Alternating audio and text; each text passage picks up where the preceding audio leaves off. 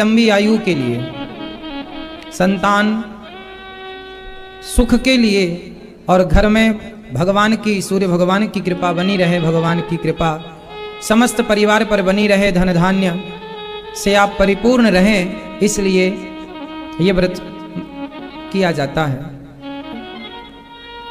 भगवान से धन मांगना चाहिए। हम तो आपसे, भगवान से प्रार्थना करते हैं कि प्रभु सबको बहुत धन दीजिए, आप सबको धन धान्य से भरिए। क्यों? आप लोग भी धन चाहते होंगे, हाँ या ना? आप लोग भी चाहते हैं कि आपको खूब पैसा मिले, खूब धन मिले। भगवान करे आपको खूब धन मिले, आपको खूब पैसा मिले, लेकिन बताओ कि आप उस पैसे का क्या उपयोग करेंगे?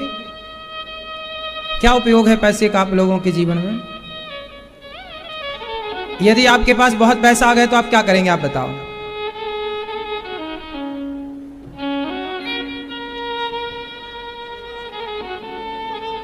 आप क्या करेंगे? तो अभी नहीं है क्या? अभी कौन सा कर रहे हो?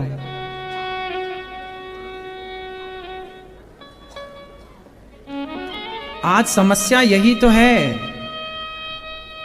कि आपके पास जितना है, आपको लगता है जब इससे ज्यादा आएगा तब सेवा करेंगे। औरों को यह लग रहा है कि जितना उनके पास है उतना भी अपने पास हो जाए तो सेवा कर लेंगे। पर जिसके पास जितना है वो आगे देख रहा है, लेकिन वो कर नहीं रहा है। इतना मिल जाएगा तब करेंगे, इतना मिल जाएगा तब करेंगे। धन हमेशा उनके पास ही होगा जो इस विचार से धन कमाएगा कि हे प्रभु, जो भी मुझे प्राप्त होगा मैं उससे आपकी सेवा करूंगा, तब तो आपका धन कई गुना बढ़ जाएगा। लेकिन आज व्यक्ति को पैसा मिलता, आज का व्यक्ति कमा क्यों रहा है? खाओ पियो मौज करो, इसके लिए। आज लोग क्यों कमा रहे हैं पैसा? बड़ी गाड़ी में घूमने का शौक है, बड़े बंगले में रहने का शौक है। उस शौक की पूर्ति के लिए उन्हें पैसा चाहिए, और उससे ज्यादा पैसा आ गया तो फिर वो अपने घर में नचनिया को ले आएंगे नचाने के लिए। वो नाचेगी, ये तमाशा देखेंगे। पैसा तो यही कराता है।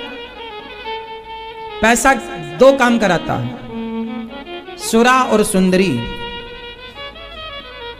तीसरा काम है, यदि आपकी बुद्धि पवित्र बनी रही, आपकी बुद्धि धर्म से जुड़ी रही, और धर्म से जुड़ी हुई बुद्धि वाले के पास धन आएगा, तब वो व्यक्ति धन को धर्म से जोड़ेगा। वरना लोग अपने धन को केवल गलत जगह लगाते हैं। यदि आपकी बुद्धि धर्म से जुड़ी है तब तो आप धन से धर्म करोगे, तब तो आप धन से सेवा करोगे, समाज की, दीन दुखियों की। और यदि आपकी बुद्धि धर्म से नहीं जुड़ी तो धन के दोष बहुत होते हैं। पूरी रात रात क्लबों में कौन जा रहे हैं? वो लोग छोड़ी जा रहे हैं जिनके पास पैसा नहीं है, वो लोग जा रहे हैं जिनके पास पैसा है। हाँ या ना? आप लोग जाते हैं क्लबों में? आप जाते हो? सही। आजकल लोग क्लबों में जाते हैं, पूरी रात भांगड़ा डिस्को करते हैं। कौन लोग हैं ये? वो लोग हैं जिनके पास पैसा है, महंगी महंगी शराब पीते हैं पूरी रात। मैंने सुना है 5-5 लाख रुपए की भी शराब आती है। सही बात है ये? तो ये 5 लाख की शराब कौन पी सकता है? गरीब आदमी तो नहीं पी सकता। गरीब आदमी तो पौआ पीता है, तो पी के पड़ा है नाली में और बड़बड़ बड़बड़ बड़बड़ किए जा रहा है। क्यों? आप पौआ पीते हो? नहीं कि महंगी वाली? कोई सी भी? आप लोग पीते हैं शराब? पैसे में बहुत सारे दोष होते हैं, हाँ या ना? पैसा जब होता है तो आदमी महंगी शराब पीता है। पैसा जब होता है तो बड़ी बड़ी वेश्याओं को लाते हैं पैसों में खरीद के, है ना? सुंदर सुंदर वेश्याएं लेकर आते हैं, नचनिया नाचो रात भर, हम देखेंगे तुम्हारा मुजरा। हाँ या ना? पूरी रात चलता है साहब ये नंगा नाच। ये किनके द्वारा होता है? पैसे वालों के द्वारा।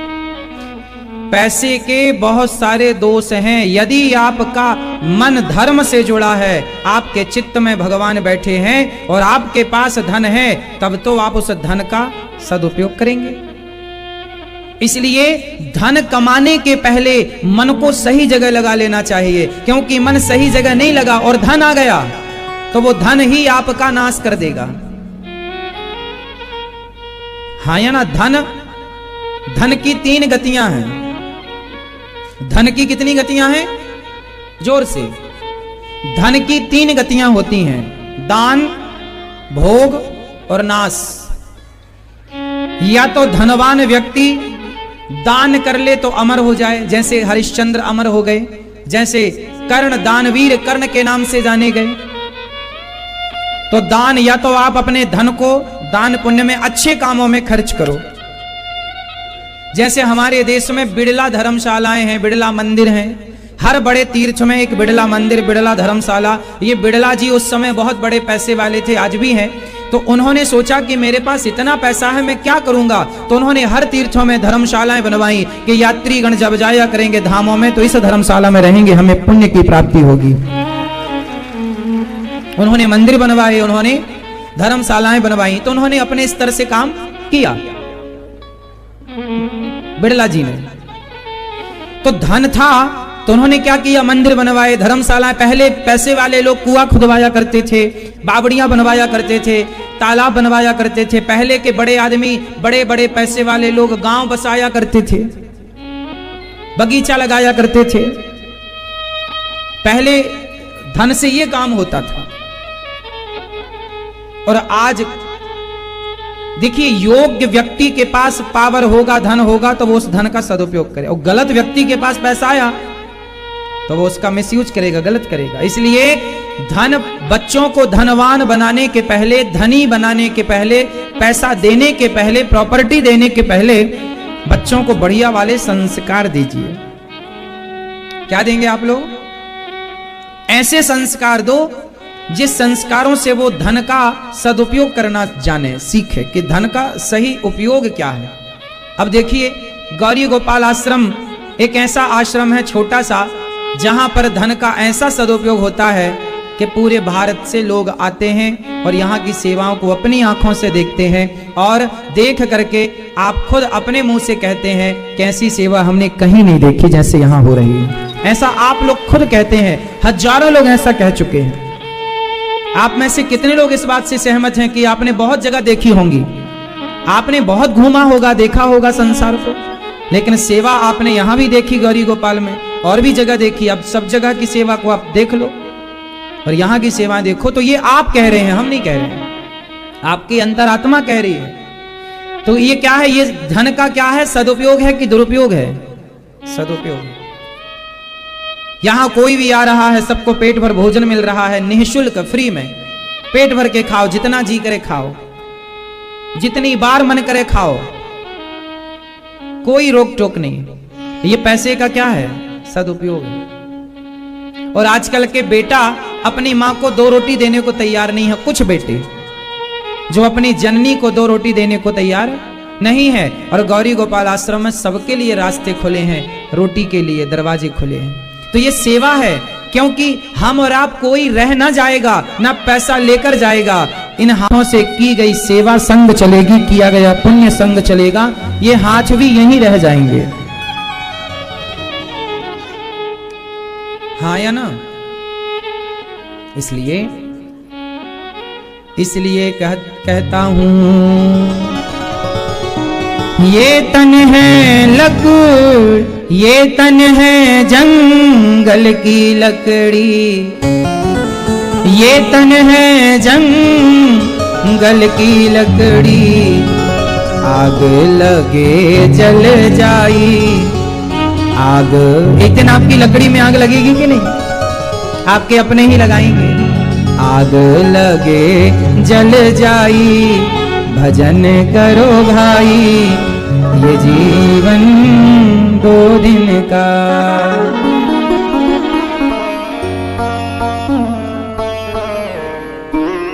दो दिन का है 2 दिन का, 2 दिन का है, 2 दिन का राम नाम सुखदाई, भजन करो भाई ये जीवन 2 दिन का। आप में से कितने लोगों ने सत्यनारायण भगवान की कथा सुनी है? उठाओ हाथ यदि सत्यनारायण भगवान की सुनी है तो याद है कुछ? क्या कथा है सत्यनारायण भगवान की? 5 पांडव, 5 अध्याय, एक अध्याय हम सुनाए। एक लकड़हारा जंगल से लकड़ी लेकर आ रहा था कि रास्ते में एक पंडित जी के घर में सत्यनारायण भगवान की कथा हो रही थी। तो लकड़हारा लकड़ी का गट्ठा वहां रख कर गए और पंडित जी से बोला कि ये क्या हो रहा है? पंडित जी ने कहा हमारे घर में सत्यनारायण भगवान की कथा हो रही है। उन्होंने पंजीरी का प्रसाद दिया, चरणामृत दिया, पंचामृत दिया। लकड़हारे ने प्रसाद पाया और बोला कि क्या ये कथा, ये सत्यनारायण भगवान का व्रत, ये कथा क्या मैं भी कर सकता हूं? पंडित जी ने कहा बिल्कुल कर सकते हैं। तो लकड़हारा लकड़ी का गट्ठा अपने सिर पर रखा और बाजार गया और इस सोच से बाजार गया कि आज जो भी कमाऊंगा उससे मैं सत्यनारायण भगवान की कथा करूंगा। फिर क्या हुआ आगे आप बताओ, आप तो सुने हैं। फिर क्या हुआ था? हाँ ठीक सुना आपने। जब उसने बाजार जाकर के लकड़ी बेची तो रोज की अपेक्षा आज उसे लकड़ियों के दूने दाम प्राप्त हुए। ये कथा आपने सुनी होगी और आपने ठीक कहा, आज उसे लकड़ियों के दूने। अब बताओ क्यों आज ही दूने दाम क्यों मिले? अब आप बताओ। हा? क्योंकि आज उसका विचार बदल गया। रोज वो लकड़ियां अपने लिए बेचता था, रोज वो पैसा अपने लिए कमाता था, पर आज उसका भाव बदल गया कि जो भी पैसा मिलेगा भगवान की सेवा में लगाऊंगा। तो अपने आप भाव बदलने से कमाई डबल हो गई। क्या अर्थ है इसका? कि मैं अपने लिए कमा रहा हूं, ऐसा नहीं। आप आज से इसलिए कमाओ कि हे प्रभु जो भी पैसा मिलेगा बचेगा, 2 पैसा आप देंगे उससे समाज की सेवा करूंगा। जब सेवा के भाव से आप कमाएंगे तो आपकी कमाई डबल होगी। कि जो भी कमाऊंगा मैं प्रभु सेवा में लगाऊंगा, मैं शराब में नहीं लगाऊंगा, मैं पराई स्त्री पराई पुरुष में ना लगाऊंगा, मैं गलत कामों में ना लगाऊंगा, प्रभु मैं आपकी सेवा में पैसा लगाऊंगा। सदुपयोग। देखो भाव विचार बदलने से ना सब बदल जाता है। क्या बदलने से? पूरा खेल विचारों का ही तो है। विचार बदलने से ना जिंदगी बदल जाती है। ये बात सही है कि गलत है? मैया, ओ मैया, विचार बदलने से जीवन बदल जाता है कि नहीं? हाँ या ना? मैया, ये भैया आगे वाले, विचार बदलने से जीवन बदलता है कैसे? एक एग्जाम्पल देता हूं मैं आपको छोटा सा। एक कुम्हार था, वो चिलम बनाता था। चिलम, चिलम जानती हो मैया? मैया आप चिलम जानती हो? ये मैया आगे वाली। एक कुम्हार था, वो चिलम बनाता। चिलम जानती हो? जानती हो?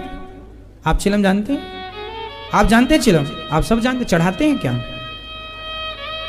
नहीं जान रहे हैं, हमें लगा लेते भी हो। नहीं, नाम सुना है, बढ़िया। मैया आप जानती हो चिलम? एक कुम्हार था, उसका चिलम बनाने का काम था। एक दिन एक संत जी वहां से गुजरे और संत जी ने कहा, ए कुम्हार, गर्मी आने वाली है, तू चिलम क्यों बना रहा है? तू घड़ा क्यों नहीं बनाता? घड़ा बनाएगा ज्यादा पैसे मिलेंगे।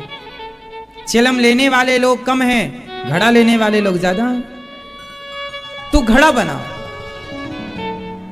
कुम्हार को बात अच्छी लगी, चलो हम घड़े का काम करेंगे। और जो माटी उसने चिलम बनाने के लिए उठाई, उसी माटी से उसने घड़े बनाए। और जब घड़ा बनाया, बनाकर सुखाया, सुखाकर पकाया, पकाकर बाजार में बेचा। और किसी भक्त संत अच्छे व्यक्ति ने उस घड़े को खरीदा, उस घड़े में पानी भरा। और जब पानी भरा और किसी प्यासे ने उस पानी को पीकर अपनी प्यास बुझाई तो उस मुसाफिर ने कहा, बड़ा आनंद आ गया, कितना शीतल पानी है, कितना ठंडा पानी है। ए घड़ा, तूने मुझे तृप्त कर दिया अपने शीतल जल से। जब उस राहगीर ने कहा कि ए घड़ा, तूने मुझे तृप्त कर दिया शीतल जल से, तब उस घड़े की माटी से आवाज आई, अरे कुम्हार, तेरे तो विचार बदले, मेरी तो जिंदगी बदल गई। क्यों? क्योंकि तूने मुझे चिलम बनाने के लिए उठाया था। यदि तूने मुझे चिलम बना दिया होता तो मैं भी जलती, जो मुझे पीता वो भी जलता, पर तूने मुझे घड़ा बना दिया, मैं भी ठंडा हूं, जो इसका पानी पी रहा है वो भी ठंडक को प्राप्त हो रहा है, शीतलता को प्राप्त हो रहा है। कुम्हार, तेरे विचार बदले, मेरी तो जिंदगी बदल गई। कुम्हार का एक विचार बदलना घड़े की पूरी जिंदगी बदल गई। तो आपका एक विचार, आपका एक सही विचार आपकी पूरी जिंदगी बदल देगा, और आपका एक गलत विचार पूरी जिंदगी बदल। रावण का एक गलत विचार ही तो उसका नाश करा दिया। रावण के सिर्फ एक गलत विचार ने उसका सर्वनाश कराया। हाँ या ना? एक गलत विचार। और राम जी का एक सही विचार, उनके एक सही विचार ने उनकी जय जयकार करा दी। राम जी का सही विचार क्या था? माँ ने आज्ञा दी वनवास जाओ, राम जी चले गए, कोई सवाल जवाब नहीं किया कि मैं क्यों जाऊं, मैं क्यों जाऊं, मैं क्यों जाऊं। मैं एक सही विचार, एक सही निर्णय, एक सही डिसीजन। तो जीवन में विचारों के बहुत बड़े मायने हैं। अच्छे विचारों का आना अच्छी बात है। हमेशा आप उन लोगों के पास रहा करो जो अच्छे विचारों से भरे हैं। यदि आप गलत विचारों वालों के साथ चले गए, कैकेयी मां मंथरा के साथ बैठने लग गई, मंथरा के गलत विचार थे। दुर्योधन शकुनी के साथ बैठने लग गया, शकुनी के गलत विचार थे। गलत विचार वाले के साथ उठने बैठने लगोगे तो आपके विचार भी गलत होंगे। और अर्जुन भगवान कृष्ण के साथ उठते बैठते, और भगवान का विचार कितना श्रेष्ठ है। तो जो सही विचार वालों के संग बैठे होंगे, उठेंगे, वो जीवन में आगे बढ़ेंगे, और जो गलत विचार वालों के संग बैठेंगे, उठेंगे, उनका नाश हो जाएगा। इसलिए जीवन में विचारों का बहुत बड़ा महत्व है। इसलिए हमारे संत जन कह गए कि बिना विचारे जो करें, आगे बोलो आप, बिना विचारे जो करें, आगे बोलो आप, सो पाछे पछताएं, और काम बिगाड़ें आपनो, जग में होय हंसाएं। यदि अपनी हंसी उड़वाना है तो बिना विचार के करो, और चतुराई से काम करना है तो विचार के करो। बिना विचारे जो करें, सो पाछे पछताएं, काम बिगाड़े आपनो, जग में होत हंसाएं। तो विचार सही हो, कमाई सही हो, पैसा सही हो, मन भगवान में लगते हुए जीवन को आगे बढ़ाओ। कल आपने सुना, धुंधकारी ने भागवत सुनी, परम गति हुई।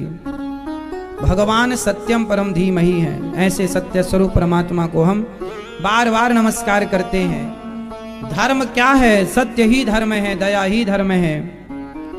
शास्त्र का सार क्या है? भगवत प्रेम ही सार है। भगवान सगुण है कि निर्गुण है? बताओ, भगवान सगुण है कि निर्गुण है? साकार है कि निराकार है? भगवान का आकार है या बिना आकार के हैं? भगवान का रूप है या बिना रूप के हैं? दादाजी बताएंगे। सफेद मूंछों वाले अपनी अपनी देख लो जल्दी, किसकी मूंछें सफेद हैं।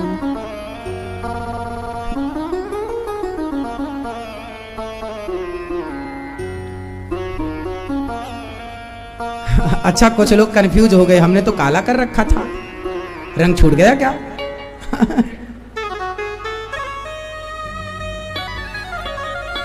तो भगवान साकार भी हैं और निराकार भी हैं, दोनों हैं भगवान। सगुण उपासक परहित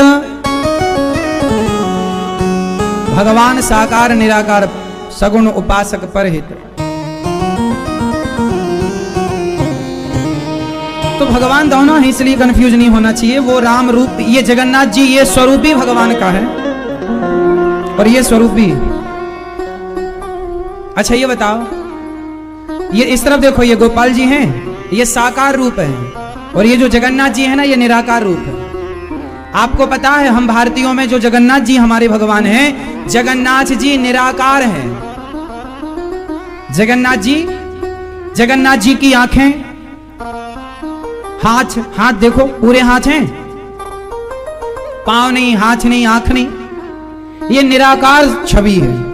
जगन्नाथ जी की ये निराकार छवि है और गोपाल जी की ये साकार छवि है। तो भगवान निराकार रूप में जगन्नाथ जी हैं और साकार रूप में बिहारी जी हैं, राधा रमण जी हैं, राधा वल्लभ जी हैं, तिरुपति वाला जी हैं, विठलनाथ जी हैं, रंगनाथ जी हैं। ये सब साकार रूप है और जगन्नाथ जी निराकार। अब आपको निराकार की पूजा करना तो ये निराकार रूप में है, साकार की पूजा करना ये हमारे दोनों हाथों में दोनों छवि विराजी हैं, ये निराकार हैं।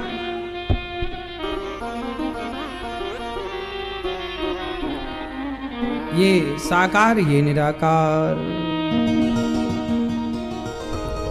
भगवान के अवतार कितने हैं? 24।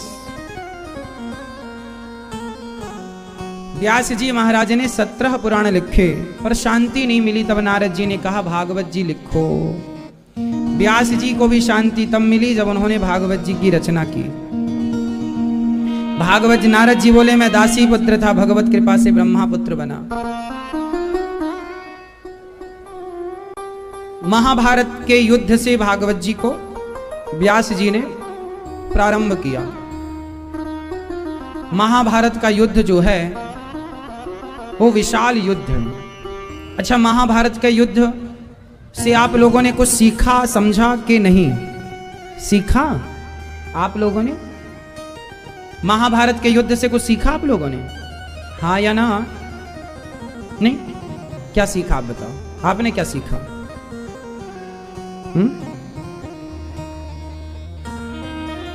ठीक है, आपने क्या सीखा? मैया आपने क्या सीखा मेरी माँ? हाँ मैया आपने? महाभारत के युद्ध से हमने ये सीखा कि कभी भी किसी का अपमान नहीं करना चाहिए, क्योंकि महाभारत के युद्ध में मूल रूप से अपमान है। द्रौपदी ने दुर्योधन का अपमान किया तो दुर्योधन ने द्रौपदी का अपमान किया। सिंपल है। महाभारत की शुरुआत होती है अपमान से। एक दूसरे का क्या कर रहे हैं? अपमान। द्रौपदी ने कह दिया कि अंधों के अंधे होते हैं। जब दुर्योधन गिरा, ये पता है ना आप लोगों को, एक बार दुर्योधन गिर गया था। कहां गिरा था आप बता बेटा? आपके घर के बाहर? नहीं? अच्छा मैया, एक बार दुर्योधन गिर गया था। कहां गिरा था आप बताओ? कहां गिरा था? कुएं में?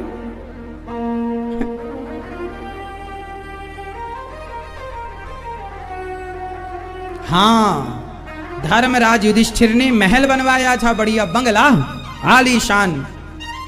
तो वहां दुर्योधन गया था गृह प्रवेश में, और गृह प्रवेश में गया तो वहां ऐसी भ्रांति थी, ऐसी टेक्नोलॉजी का प्रयोग किया गया था उस जमाने में धर्मराज युधिष्ठिर के घर पर, कि जहां जल था वहां तो थल दिखाई पड़ता था, मतलब जहां पानी था वहां जमीन दिखाई पड़ती थी, और जहां जमीन थी, जहां थल था वहां जल दिखाई पड़ता था। तो दुर्योधन को कंफ्यूज हो गया, उसे तो भाई भूमि ही दिखाई पड़ी ना, तो वो चला गया, लेकिन वहां था जल, और जल था तो वो गिर गया। और जब गिरा तो द्रौपदी ने कह दिया, लोगों ने कहा दुर्योधन क्यों गिर गए? तो द्रौपदी ने कह दिया कि भाई अंधा बाप है ना इसका, तो अंधों के अंधे ही होते हैं। ऐसा द्रौपदी ने कह दिया और हंस दिया। दुर्योधन को लगा कि ये तो मेरा अपमान है। और याद रखना भक्तों, आप किसी का सम्मान कर दो तो आप किसी का सम्मान कर दोगे तो वो जल्दी भूल जाएगा कि आपने उसका सम्मान किया है, लेकिन आप किसी का अपमान कर दो तो वो आखिरी दम, मतलब मरने के 1 घंटे पहले तक नहीं भूल पाता कि इसने मेरा अपमान किया। हाँ या ना, ये बात सही है या गलत है? हो सकता हम गलत बोल रहे हो। आदमी सम्मान जल्दी भूल जाता है परंतु अपमान, हाँ या ना? मैया कुछ बोलो, मेरी मां सिर विर हिलाओ ऐसे।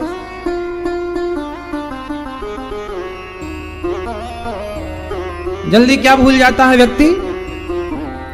बोलो मैया, जल्दी क्या भूल जाता है व्यक्ति?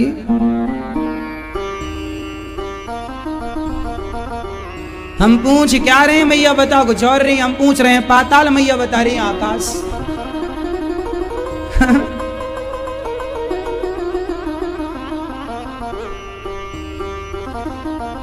ये संसार की रीत है कि व्यक्ति आपके सम्मान को भुला करके आपके अपमान को याद रखता है। तो दुर्योधन को भी याद रह गया द्रौपदी का अपमान। उसी अपमान के बदले के लिए उसने जुआ का षड्यंत्र रचाया और जुआ खेला। अच्छा, जुआ खेलना सही है कि गलत है? जोर से। गलत है? आप लोग खेलते हैं जुआ? आप जुआ खेलते हो? ताश? सही बताना, सही नहीं खेलते? जुआ, आप में से बहुत लोग जुआ खेलते होंगे,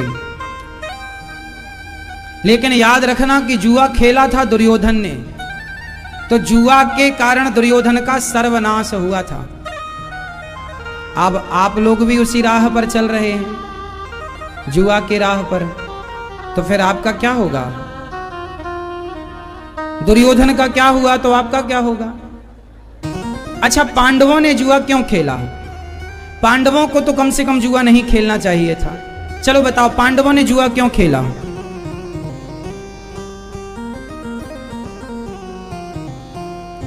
भैया सो रहे हैं, देखो जगह आपके बगल में, आप दूसरे को मत देखो। चलो बताओ, पांडवों ने जुआ क्यों खेला? क्यों खेला पांडवों ने जुआ? जुआ खेलना गलत है, तो ये बात पांडवों को भी तो पता थी ना कि गलत है, तो क्यों खेला? एक्चुअली पांडवों के साथ छल कर दिया धृतराष्ट्र ने। धृतराष्ट्र ने पांडवों को बुलाया। धृतराष्ट्र कहां के राजा थे? आप बताओ, धृतराष्ट्र कहां के राजा थे? बताओ बेटा, नहीं पता? आप बताओ, धृतराष्ट्र कहां के राजा थे? निजामुद्दीन के।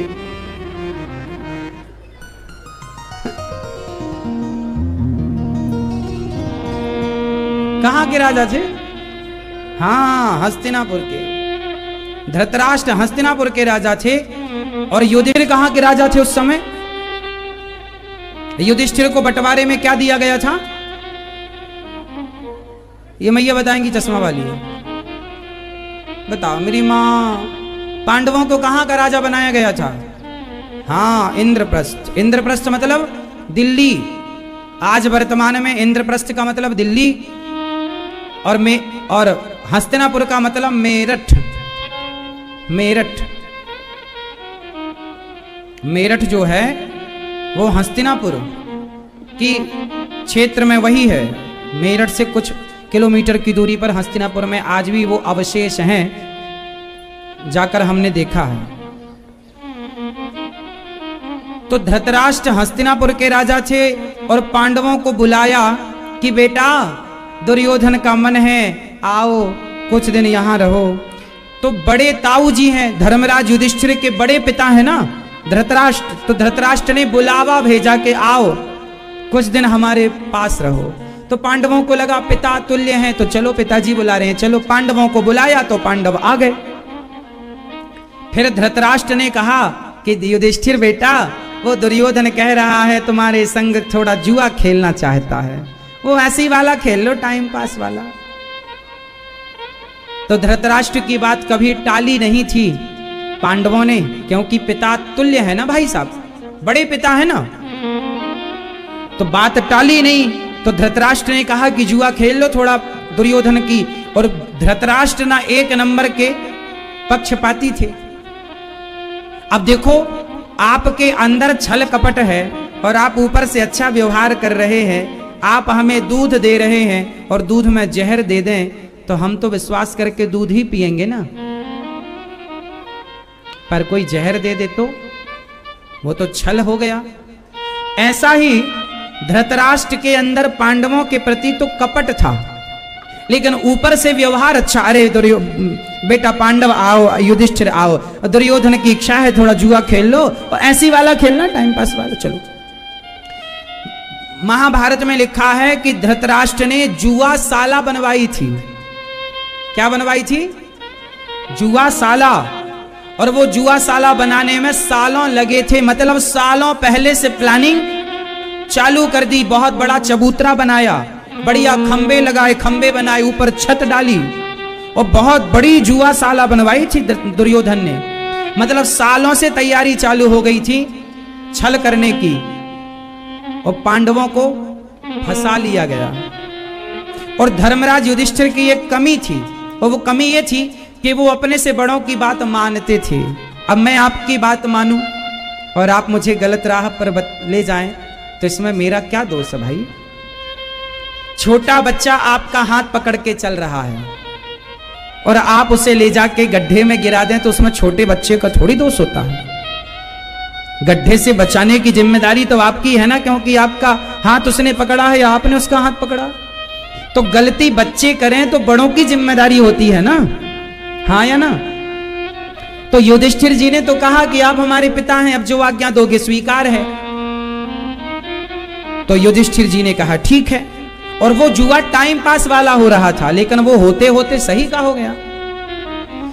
तो लो भैया, एक तरफ पांडव बैठे गए, एक तरफ कौरव बैठे गए, धृतराष्ट्र बैठे गए, भीष्म पितामह, गुरु द्रोणाचार्य, कृपाचार्य, आम जनता, समाज, दूर दूर से राजा, शकुनी, सब विराजे हैं, शल्य विराजे, सब बैठे।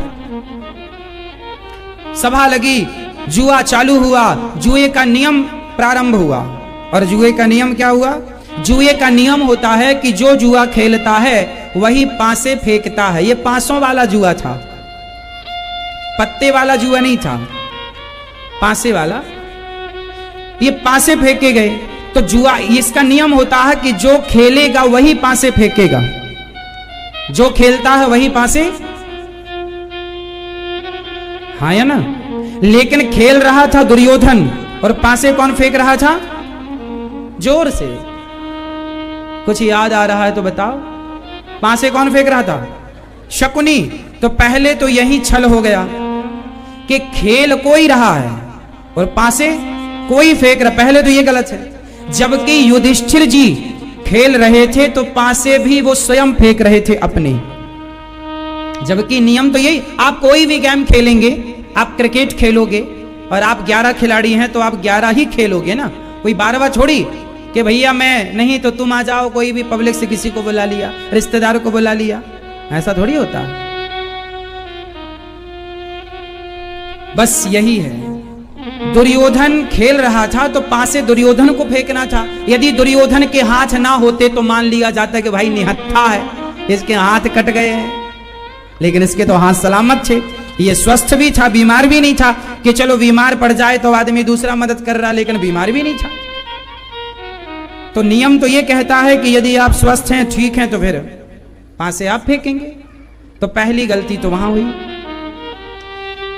दूसरी गलती ये हुई कि जुआ खेलना स्टार्ट हुआ। सबसे पहला धर्मराज युधिष्ठिर ने जुए में अपना हार, अपना गले का माला दांव पर लगाया था। फिर इसके बाद अपने खजाने लगाए, फिर अपने घोड़े लगाए, हाथी लगाए, सेना लगाई, अपना राज्य लगाया, अपनी संपदा लगाई, अपने पांडवों को, 5 भैयों को, 4 भैयों को लगा दिया, अपने आभूषण लगा दिए, सब खत्म। आखिरी में द्रौपदी को लगाया। और ये युधिष्ठिर जी ने तब द्रौपदी को लगाया जुए में दाव पर जब धर्मराज युधिष्ठिर स्वयं को हार चुके थे, स्वयं दास बन चुके थे कौरवों के, हार के, सारी संपत्ति छिन चुकी थी, तो द्रौपदी किसी दास की पत्नी थोड़ी थी। धर्मराज युधिष्ठिर को यह अधिकार नहीं था कि वो द्रौपदी को दाव पर लगा सके। ये पूछा था द्रौपदी ने कि धर्मराज युधिष्ठिर ने पहले अपने को जब दाव में लगा दिया, जो स्वयं को हार गया है, अब वो हारा हुआ और क्या हार सकता है? हारा हुआ क्या हारेगा? अब उसके पास हारने को कुछ बचा नहीं। उसने पहले मुझे लगाया होता, बाद में अपने को लगाया होता, तब तो बात संगति बैठती थी कि बात ठीक है। पहले स्वयं को हरा दिया, फिर द्रौपदी को, तब तो आपका अधिकार नहीं है। ये सवाल पूछा था द्रौपदी ने, लेकिन द्रौपदी के इस प्रश्न का उत्तर किसी के पास नहीं था। और भरी सभा में द्रौपदी के केस पकड़कर दुशासन लेकर आया। उस समय द्रौपदी मासिक धर्म से थी, रजस्वला थी। अभी द्रौपदी ने अपना सिर नहीं धोया था, बाल खुले हुए थे, और दुशासन उन्हीं खुले बालों को लेकर आया। और द्रौपदी ने प्रतिज्ञा कर ली, दुशासन तूने मेरी मर्जी के बिना मेरे बालों को छुआ है, जब तक तेरे खून से मैं अपने बालों को धुल नहीं लेती, तब तक मैं अपने बालों को बांधूंगी नहीं। पहले बाल खुलते थे तो महाभारत हो जाता था, आज तो बाल खोल के चलने की फैशन है। पहले स्त्रियां अपने बालों को बांध के रखती थी, जटा एक बैंडी, एक चोटी। पहले की परंपरा थी, बालों को एक में गूंथा जाता था। स्त्रियों के बाल जूड़ा बंधा हुआ ही होता था, बाल बंधे हुए ही होते थे। बाल द्रौपदी ने खोले, तब बांधूंगी जब तेरे रक्त से अपने बालों को धुल लूंगी। अपमान का बदला है ये, और महाभारत की शुरुआत अपमान से हुई है। इसलिए आप लोगों से हाथ जोड़कर विनती करता हूं, किसी का भी अपमान मत कीजिएगा, कर सको तो सम्मान कीजिएगा सबका। अपमान करने से नुकसान है, क्योंकि आपका किया गया सम्मान लोग भूल जाएंगे, अपमान नहीं भूलेंगे। और आपने किसी का अपमान किया तो वो आपसे बदला लेने की कोशिश किस रूप में कर ले, कब कर ले, कहां कर ले। कहते हैं बीमारी को और दुश्मन को हल्के में नहीं लेना चाहिए। छोटी सी भी बीमारी यदि रह गई, पेट में एक भी टांका पक गया, तो वो एक भी टांका यदि पक गया तो वो दोबारा पेट फड़वा के ही मानेगा, नुकसान करेगा, वो दर्द देगा। वो बीमारी और दुश्मन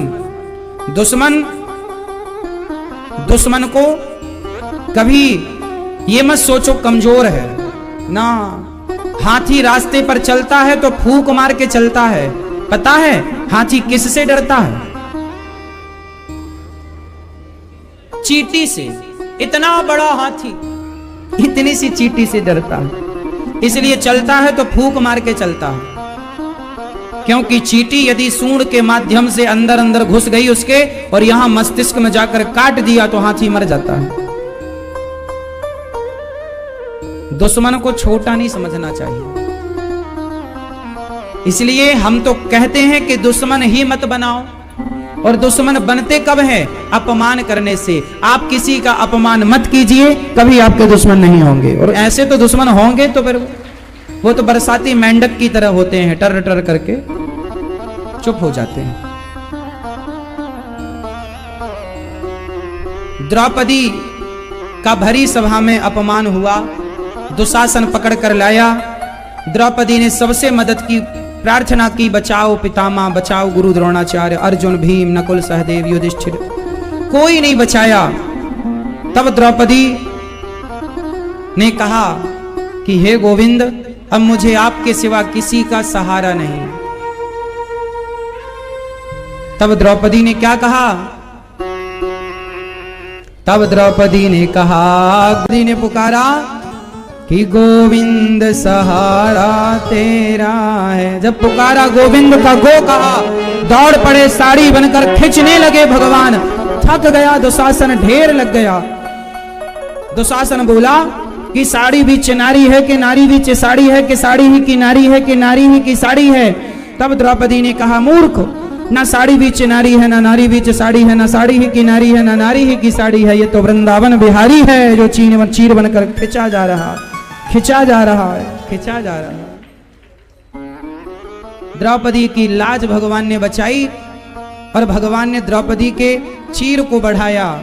देखिए, भगवान लाज बचाते हैं तो एक सवाल खड़ा होता है कि भगवान द्रौपदी की लाज बचाने आए तो आज समाज में बहुत सारी बहन बेटियों की लाज लुटती है, तो भगवान क्यों नहीं आते? तो उत्तर है कि द्रौपदी ने जैसे बुलाया, द्रौपदी की तरह कोई बुलाए तो सही उस भाव से, तो भगवान उसके लिए भी आएंगे। अब कोई बुलाने वाले ना हो तो भगवान क्यों आएंगे? आज बुला कौन रहा है? कहां हैं बुलाने वाले? आज आने में देर नहीं है, बुलाने में देर है। आने वाले में कमी नहीं है, बुलाने वाले में कमी है। हाँ, द्रौपदी ने बुलाया, भगवान आए, लाज बचाई, रक्षा की भगवान ने। तो आपकी भी रक्षा कौन करेगा? पर द्रौपदी की तरफ पुकारो। मंत्र जाप मम दृढ़ विश्वासा, पंचम भजन सो वेद प्रकाशा। मंत्र जाप मम दृढ़ विश्वासा, विश्वास के साथ मंत्र का जाप हो, भगवान का नाम विश्वास। भगवान में द्रौपदी को जब तक विश्वास नहीं था, पुकारा नहीं आए, बुलाया आए। इसलिए आप भी भगवान को ही आवाज लगाया करो। द्रौपदी ने पुकारा। महाभारत में 99 कौरव मारे गए, दुष्ट दुर्योधन की जंघा तोड़ी। द्रौपदी के 5 पुत्रों को अश्वत्थामा ने मार दिया। द्रौपदी के कितने पुत्रों को मारा अश्वत्थामा ने? 5। अच्छा, द्रौपदी के 5 बच्चों को मार दिया, क्या भगवान बचा नहीं सकते थे? क्या भगवान द्रौपदी के पुत्रों को बचा नहीं सकते थे? उत्तर दो, हां या ना। बचा सकते थे या नहीं? तो क्यों नहीं बचाया? मैया, ओ मोबाइल चलाने वाली मैया, चला लो मेरी मां मोबाइल। नहीं, भगवान चाहते तो द्रौपदी के 5 पुत्रों को बचा लेते, नहीं बचाया। तो आप जरा मुझे बताने की कृपा करो कि क्यों नहीं बचाया? क्यों नहीं बचाया? मैया, ओ लाल साड़ी वाली मैया पीछे, बताओ क्यों नहीं? आप बताओ, आप भी लाल साड़ी वाली हो, क्यों नहीं बचाया? भगवान चाहते तो द्रौपदी के 5 बच्चों को बचा लेते। अश्वत्थामा ने सोते हुए बच्चों की हत्या कर दी थी, सिर काट लिया था 5 का। ये 5 पुत्र 5 पांडवों के पुत्र थे, एक पांडवों से एक। क्यों नहीं बचाया? भगवान से पूछा गया कि प्रभु आप चाहते तो बचा लेते। भगवान बोले, नहीं द्रौपदी, वो इतनी ही आयु लेकर आए थे और इतनी ही आयु लेकर आए थे तो उन्हें जाना था। द्रौपदी के सुहाग की रक्षा तो भगवान ने की, पुत्रों की रक्षा नहीं की। इसका मतलब यह हुआ कि भगवान की मर्जी में छोड़ देना चाहिए। जो भगवान करेंगे अच्छा ही करेंगे। सब चीज हमारे मन की नहीं होगी, कुछ चीज कुछ भगवान के मन की होने दो। हम तो कहते हैं अपना मन चलाओ ही मत।